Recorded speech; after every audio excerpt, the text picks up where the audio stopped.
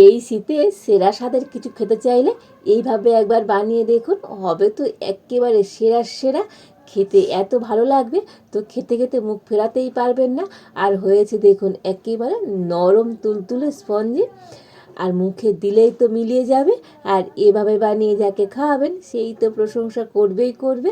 তো এই শীতে না বানিয়ে খেলে আফসোস থেকে যাবে। নমস্কার বন্ধুরা, রূপার রন্ধনশালায় আপনাদের সকলকে অনেক অনেক স্বাগত জানাই। তো চলে এসেছি আজকে আবারও একটা নতুন রেসিপি নিয়ে। আর শীতকাল মানে নানা রকম পিঠেপুলি। তো আজকের আমি একটা খুবই সহজ পিঠে রেসিপি শেয়ার করব। তো যখনই আপনাদের পিঠে খেতে ইচ্ছা হবে, তো আপনারা খুবই কম সময়ের মধ্যে এইভাবে পিঠে তৈরি করে নিতে পারবেন। খেতে তো দারুণ লাগে। তো আপনারা সঙ্গে থাকুন আর প্রথম থেকে শেষ পর্যন্ত পুরো রেসিপিটা দেখতে থাকুন। আশা করি আজকের রেসিপিটা আপনাদের অনেক অনেক ভালো লাগবে। তবে চলুন দেরি না করে শুরু করে দিই আজকের রেসিপিটা। তো দেখুন, আজকের পিঠের জন্য এখানে একটা বাটি মাপ করে নিয়ে নিয়েছি 1 বাটি শুকনো আতপ চালের গুঁড়ি। তো আপনারা চাইলে ভেজা আতপ চালের গুঁড়িও নিতে পারেন। আর এই আতপ চালের গুঁড়িটা একটা জায়গাতে করে নিয়ে নিচ্ছি। আর এখানে নিয়ে নিয়েছি ওই বাটির মাপ করে হাফ বাটি সুজি। তো সুজি দিয়ে একটু পিঠে বানালে পিঠেটা কিন্তু খুব সুন্দর নরম হবে। আর শুধুমাত্র চালের গুঁড়ি দিয়ে বানালে তো পিঠেটা একটু শক্ত হয়। আর এবার আমি দিয়ে দেব ওই একই বাটির মাপ করে 1 বাটি উষ্ণ গরম দুধ। তো এটা গরুর দুধ, আমি আগে থেকে জাল করে এনেছি, তবে দুধটা উষ্ণ গরম আছে, ঠান্ডা হয়নি।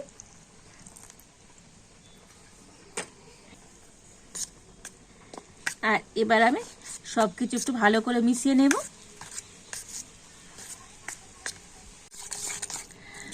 তো দেখুন সবকিছু কিন্তু খুব ভালো করে মিশিয়ে নিয়েছি। তবে এখানে আপনারা দুধের পরিবর্তে জলও দিতে পারেন, তবে একটু দুধ দিলে পিঠেটা খেতে আরো বেশি ভালো লাগে।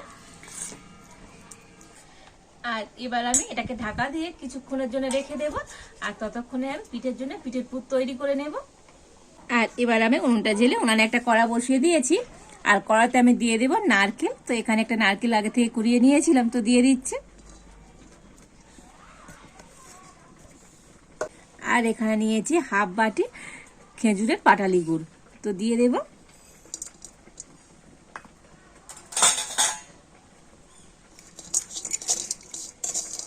আর এবার আমি এইভাবে নাড়াচাড়া করে তো সুন্দর একটা পুর তৈরি করে নেব। আর এইভাবে একটু নাড়লে গুড়টা কিন্তু খুব ভালো মতো গলে যাবে। তো কন্টিনিউ এইভাবে নাড়াচাড়া করে তো সুন্দর একটা আঠালো পুর তৈরি করে নিয়েছি। তো দেখুন পুরটাকে একটু এরকম আঠালো করে তৈরি করে নিতে হবে। তো আজকে পিঠের জন্য পিঠের পুরটা তো একেবারে রেডি হয়ে গেছে। আর এবারে পুরটা আমি নামিয়ে নেব।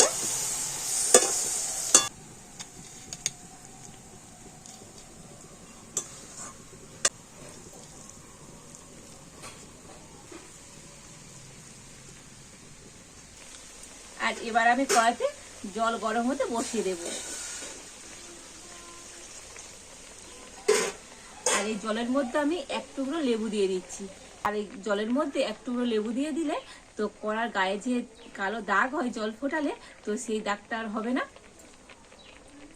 তো যতক্ষণ আমি পুরটা তৈরি করলাম তো ততক্ষণ আমি ঢাকা দিয়ে রেখেছিলাম। আর দেখুন এরকম ঢাকা দিয়ে রাখার জন্য তো সুজি আর চালের গুঁড়িটা অনেকটাই নরম হয়ে গিয়েছে, যেহেতু শুকনো আতপ চালের গুঁড়ি আর সুজি ছিল, তো সেই জন্য একটু এরকম জল কি দুধের মধ্যে ভিজিয়ে রাখবেন, দেখবেন খুব সুন্দর কিন্তু নরম হয়ে যাবে। আর এবার আমি এর মধ্যে দিয়ে দেব হাফ বাটি টক দই। তো যে বাটি মেপে আমি চালের গুঁড়ি আর সুজি নিয়েছিলাম, তো সেই বাটি মেপে দিয়ে দিচ্ছি হাফ বাটি টক দই। দিয়ে দেব অল্প একটু সামান্য পরিমাণে লবণ, দিয়ে দেব গুঁড়ো চিনি। তো 2 চামচ আমি গুঁড়ো চিনি দিয়ে দিচ্ছি। তো আপনাদের কাছে গোটা চিনি থাকলেও গোটা চিনিও দিতে পারেন। আর এবার একটা ব্লেন্ডার দিয়ে সবকিছু খুব ভালো করে মিশিয়ে নেব।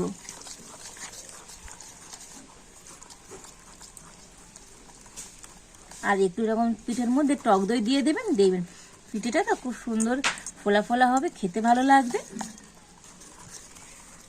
তো দেখুন সমস্ত কিছু দিয়ে খুব ভালো করে ফেটিয়ে নিয়েছি। আর ব্যাটারের ঘনত্বটা ঠিক এই রকম রাখতে হবে। দেখুন খুব কিন্তু পাতলা করলে হবে না। তো দেখেই বুঝতে পারছেন কিরকম ঘনত্ব থাকবে। ঠিক এইভাবে ঘনত্ব করে ব্যাটারটাকে গুলে নিতে হবে। আর এবার আমি আজকের পিঠের জন্য এইরকম ছোট ছোট স্টিলের বাটি নিয়ে নিয়েছি। আর এই বাটিতেই করে আজকের পিঠেটা তৈরি করব। তো প্রথমে আমি এই বাটিগুলোর মধ্যে একটু সাদা তেল ভালো করে ব্রাশ করে দেব।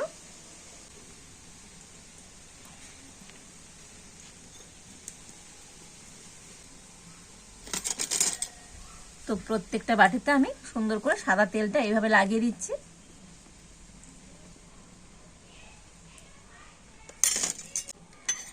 তো দেখুন সব কটা বাটিতে আমি একটু করে সাদা তেল সুন্দর করে ব্রাশ করে দিয়েছি।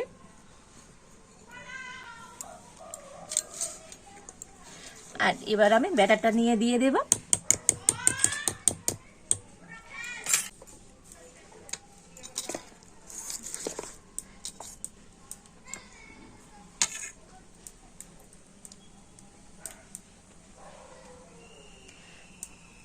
তো প্রথমে আমি এরকম অল্প অল্প করে ব্যাটার দিয়ে দিচ্ছি, মানে প্রত্যেকটা বাটিতে এরকম অল্প অল্প করে ব্যাটার দিয়ে দেব।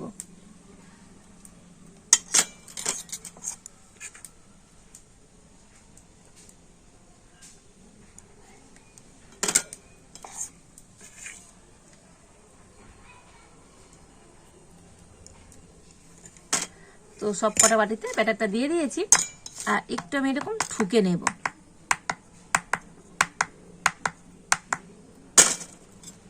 তো এইভাবে ঠুকে নিলে তো ব্যাটারটা কিন্তু খুব সুন্দরভাবে সেট হয়ে যাবে। তো দেখুন সব কটা বাটির ব্যাটারটা খুব সুন্দর করে উপর দিয়ে সেট করে দিয়েছি। আর এবারে যে আমি পুরটা তৈরি করে রেখেছিলাম, তো অল্প করে নিয়ে নিলাম, নিয়ে হাত দিয়ে একটু এরকম চ্যাপটা করে নেব। তো এইভাবে করে আমি এই বাটির মধ্যে দিয়ে দেব।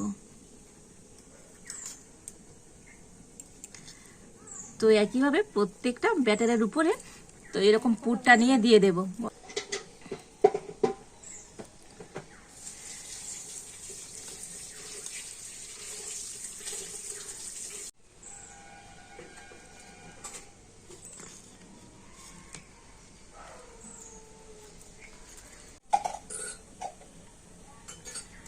তো দেখুন প্রত্যেকটা বাটির ব্যাটারের উপরে তো পুরটা দিয়ে দিয়েছি, আর উপর থেকে আবার আমি ব্যাটার নিয়ে দিয়ে দেব।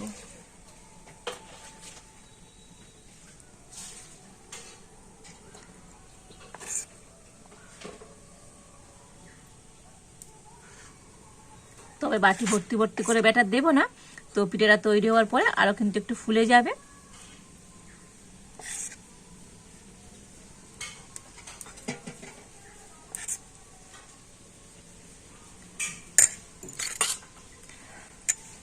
আর এবার একটা ছোট চামচ দিয়ে তো ব্যাটারটা উপর দিয়ে একটু সমান করে দেব।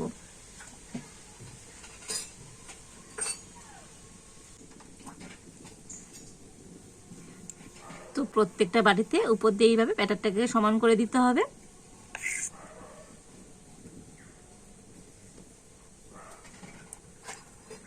তো দেখুন উপর দিয়ে ব্যাটারগুলো কিন্তু খুব সুন্দর করে আমি সমান করে দিয়েছি। আর এদিকে আমি জলের উপর একটা খাওয়া রাখা স্ট্যান্ডও বসিয়ে দিয়েছিলাম। আর দেখুন জলটা ভালো মতো ফুটে গিয়েছে। আর এবার আমি ছিদ্র করা একটা থালা নিয়ে তো স্ট্যান্ডের উপরে বসিয়ে দিচ্ছি। আর এই ছিদ্র করা থালার উপরে এবার আমি বাটিগুলো দিয়ে দেব।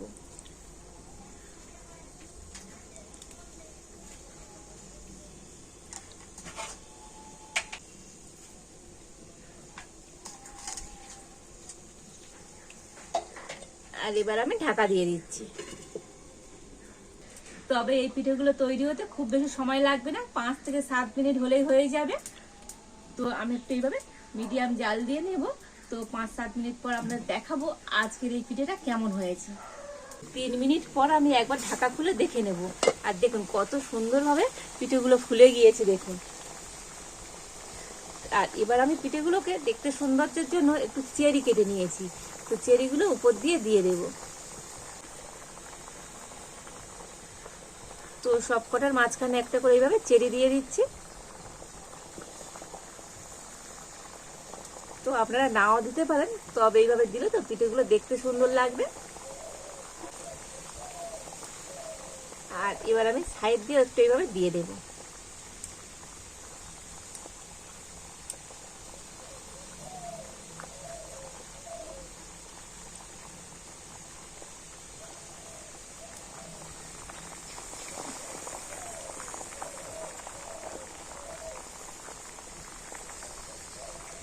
তো তো সবকটা পিঠের উপরে একইভাবে একটু করে চেরি দিয়ে দিচ্ছি। এতে করে পিঠেগুলো শুধু দেখতে সুন্দর নয়, খেতেও তো দারুণ হয়।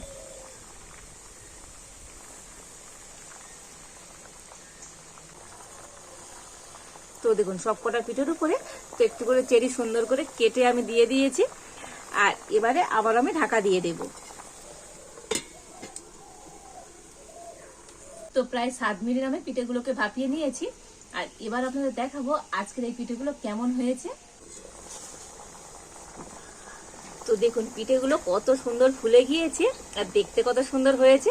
তবে পিঠেগুলো কিন্তু একেবারে রেডি হয়ে গিয়েছে। তো আপনারা হাত দিলেই বুঝতে পারবেন, হাতে একটু আর ব্যাটার লেগে যাবে না। আর এবার আমি পিঠেগুলোকে নামিয়ে নেব।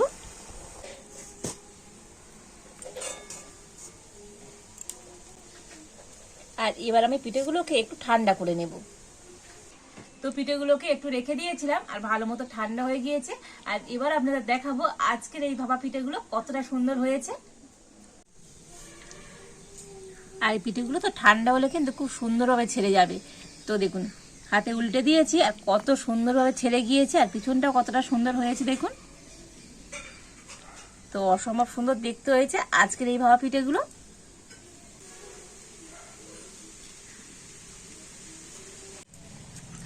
আর প্রত্যেকটা ভাপা পিঠে কতটা সুন্দরভাবে ছেড়ে যাচ্ছে আর পিছনটাও কতটা সুন্দর হয়েছে দেখুন। তো অসম্ভব সুন্দর হয়েছে আজকের এই ভাপা পিঠেগুলো।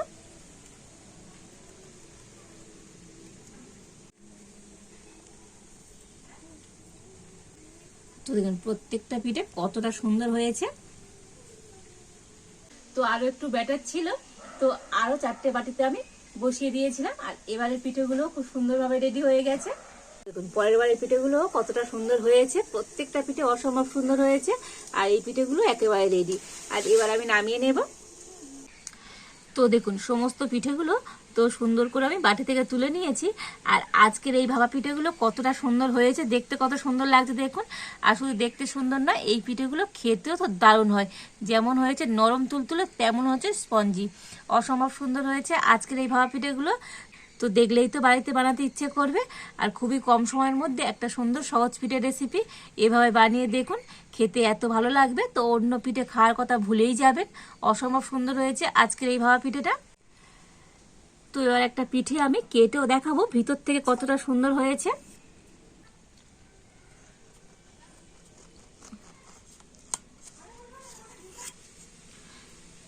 তো দেখুন ভিতর থেকে কতটা দারুণ হয়েছে। ভিতরে যে পুর দিয়েছিলাম দেখা পাচ্ছেন, পুরটা কতটা সুন্দর হয়েছে। আর একেবারে হয়েছে নরম আর তুলতুলে দেখুন। তো মুখে দিলেই তো গলে যাবে। অসম্ভব সুন্দর হয়েছে আজকের এই ভাপা পিঠেটা। দেখেছেন তো আজকের এই ভাপা পিঠেটা কতটা সুন্দর হয়েছে। আর পুরে তো একেবারে ভরপুর, অসম্ভব সুন্দর লাগছে দেখতে। এতটাই টেস্টি হয়, একটা দুটো খেলে মনই ভরবে না। তো আজকের আমার এই ভাপা পিঠের রেসিপিটা আপনাদের কেমন লাগলো তো অবশ্যই কমেন্ট করে জানাবেন। ভালো লাগলে লাইক শেয়ার সাবস্ক্রাইব করবেন। তো আজ এই পর্যন্ত, আপনারা ভালো থাকুন, সুস্থ থাকুন। দেখা হচ্ছে নতুন কোনো একটা রেসিপি নিয়ে।